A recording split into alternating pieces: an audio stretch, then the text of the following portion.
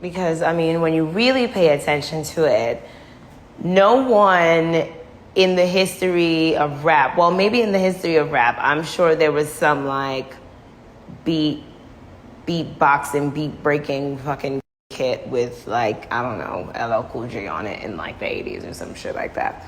But in this current time, no other rapper has come up with a marketing strategy as genius as marketing hip hop to kids through a kind of, children's TV show character.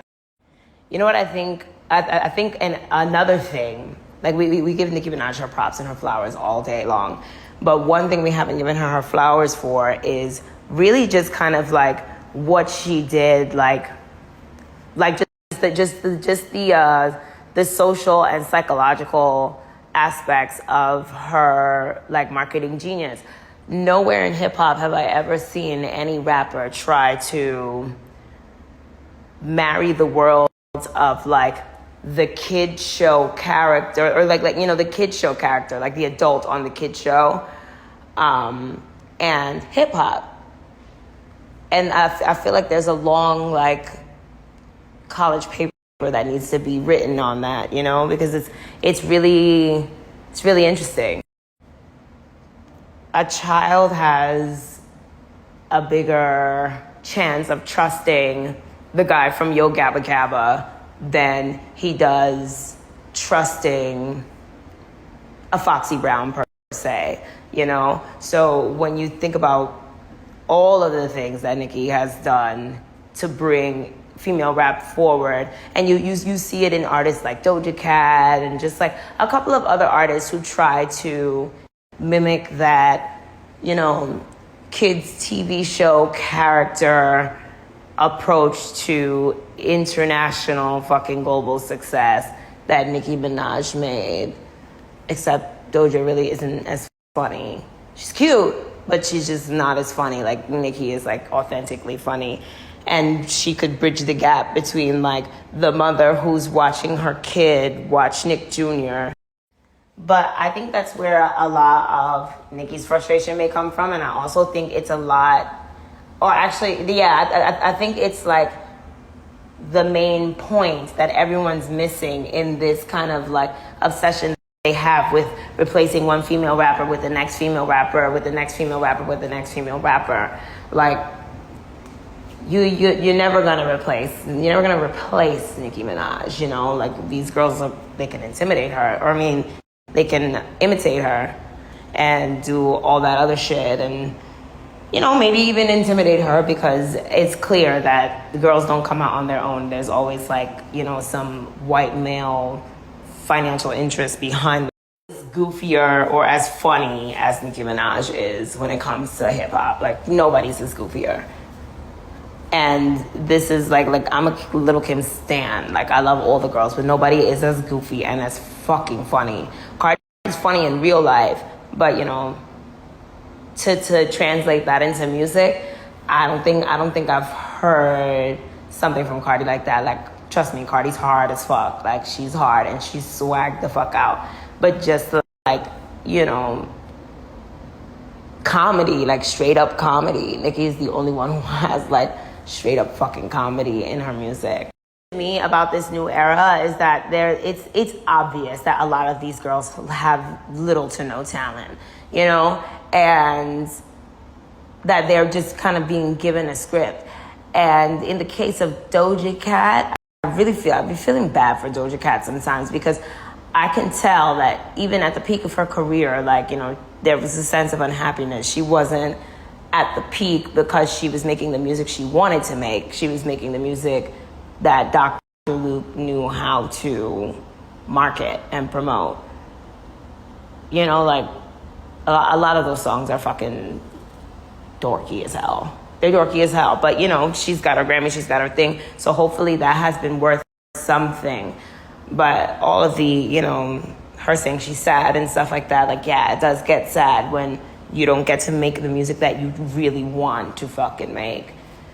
But with that said, what I think we have all managed to miss is the fact that every girl since Nicki Minaj, with the exception of Azealia Banks, because I really just like hijacked niggas beats. Like I really just like deboed nigga shit and like harassed niggas and like like I really like came up in the spot like a gangster, like yo, like sneaking into bars and drinking when I wasn't supposed to be drinking and just being just a little dirty downtown rat.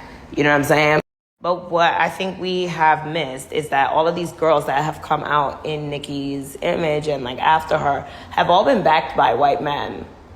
You know, so while the audience gets caught up in a back and forth about like, you know, whether Cardi keeps it real or not, or Nicki keeps it real or not, or da-da-da-da-da, you gotta understand that Cardi is being funded by a white person to do that.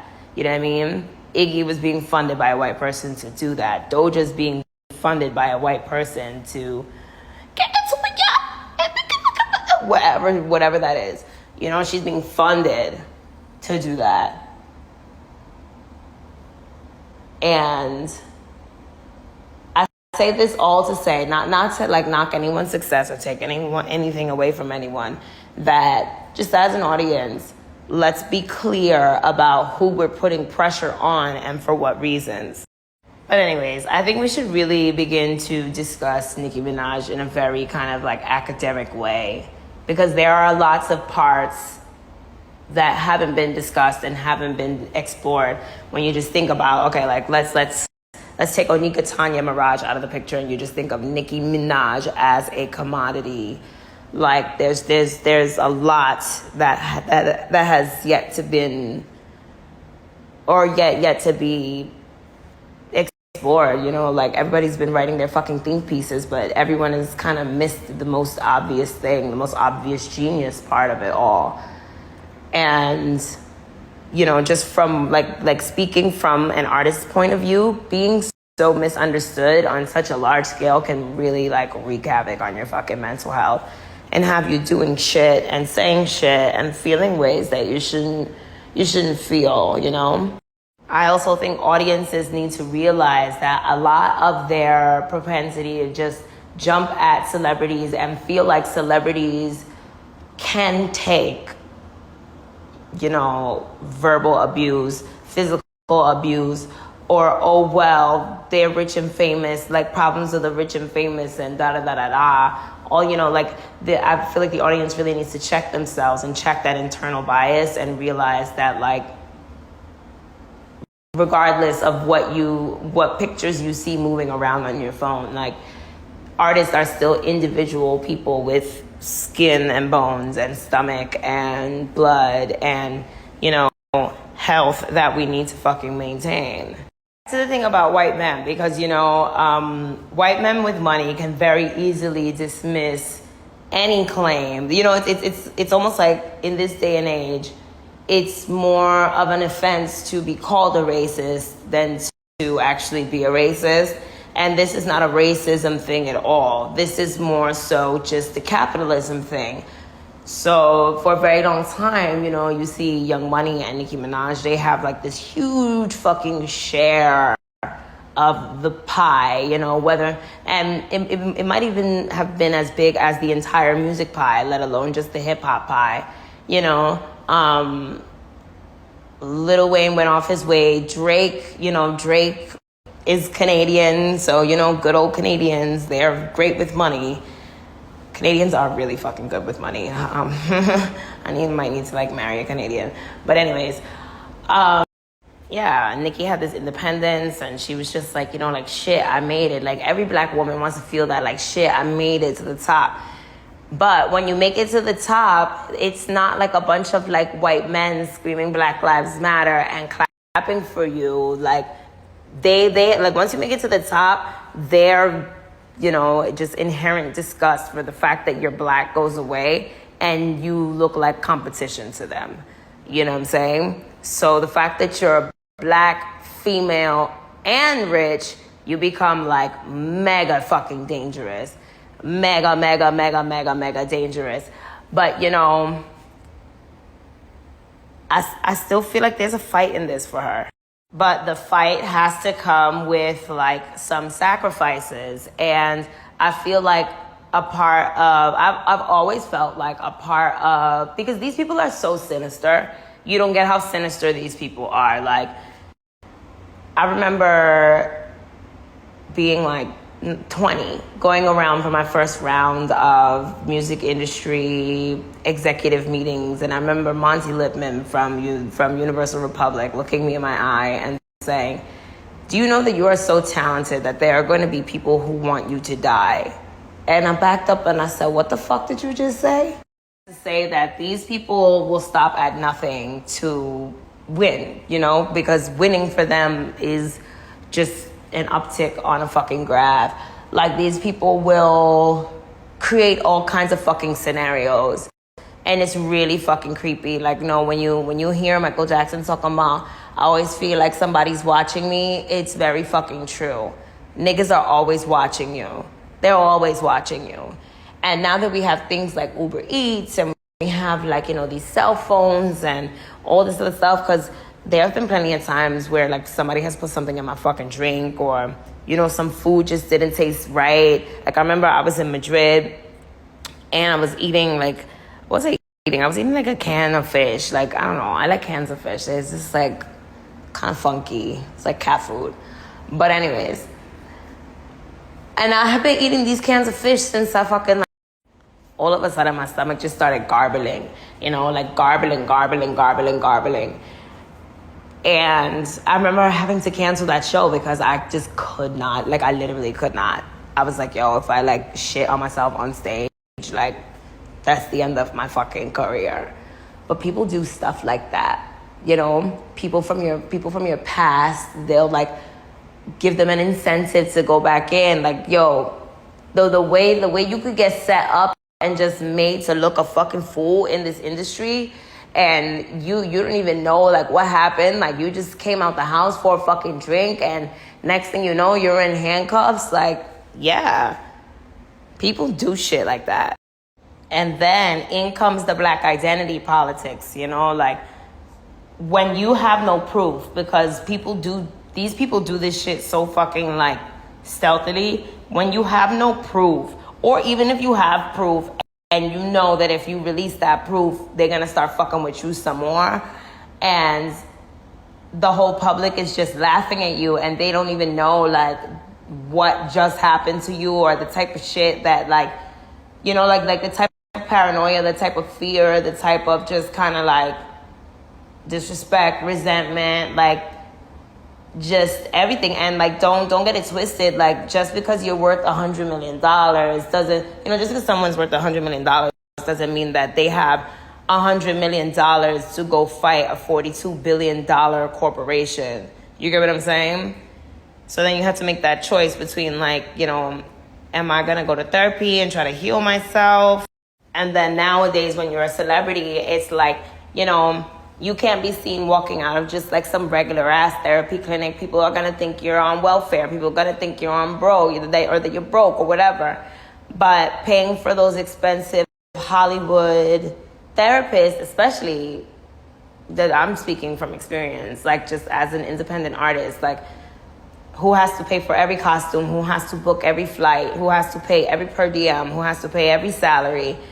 Everything you've seen me do since 2016 has come out of my own pocket. Even when 2014, like, I paid for the Ice Princess video. I paid for the Heavy Metal and Reflective video. Like, I paid a lot of money for these videos. So yeah, there were lots and actually, like, yo, there'll be so many times that y'all didn't know that I couldn't that. Of course I could afford therapy, but, like, I really couldn't. You know what I'm saying? Because I can't be affording to pay some lady, like, $600 a session. What is that? $1,800 a week, when I gotta pay a tour manager, you know, or I gotta pay my personal assistant $1,800 a week, and I gotta pay the tour manager $3,000 a week, and, you know, the drummers this amount of show. And yes, Azealia Banks is the only fucking person in the industry who actually pays her dancers.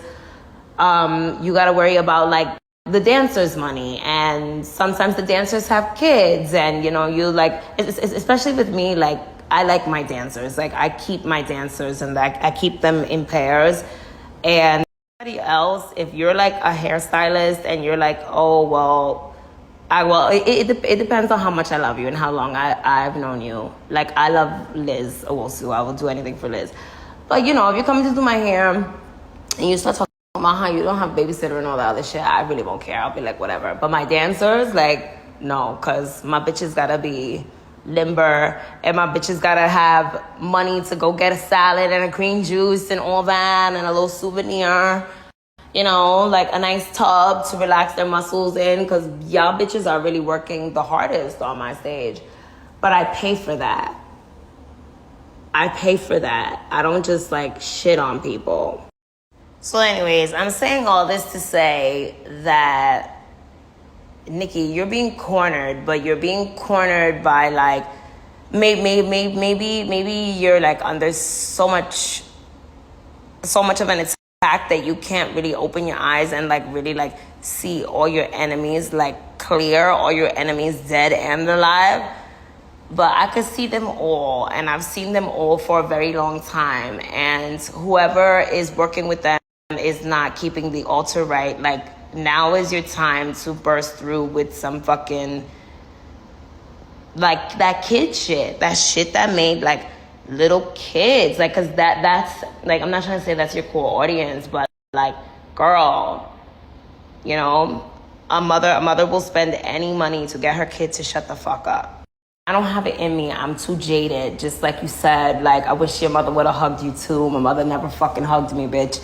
I don't have it in me to like entertain kids and do all that other stuff. And nobody can fuck with you in that arena. Like, you're unfuckwittable in that arena. Whether they want to call it hip hop or not, fuck them. Fuck them. Because that's your star. You don't have to pretend to be like this like ghetto bitch from the hood. Like, you know, didn't you start rapping to get out of the hood? Don't go back into the hood. Because that's what these white men that see your black female ass on top of the fucking pile of money want for you. Like, that's the evilness in them. They're like, I want to snatch this fucking black bitch back down to the hood so that she or nobody like her ever think that they could climb up on top of this fucking tower again.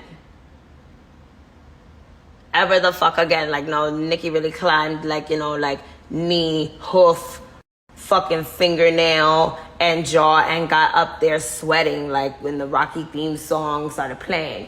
A lot of these girls, they're on cranes. You know, they get picked up by cranes and their feet never even touch the mountain. You know, they're just kind of like dangling in the air, and they do their little 1-2, and then they just switch them out. Now that they have Nikki in a place where, like, yeah, they've discouraged her. And once you're discouraged, then it's hard. It's hard. Like, trust me, they tried to do it to me so many fucking times, and it was a struggle to, like, get yourself mentally together. I know. But the saddest thing about all of this is that no matter how much all the rap girls wanted to be friends and have like a big slumber party and hang out and eat the cake and, you know, it's not in white men's financial interest for any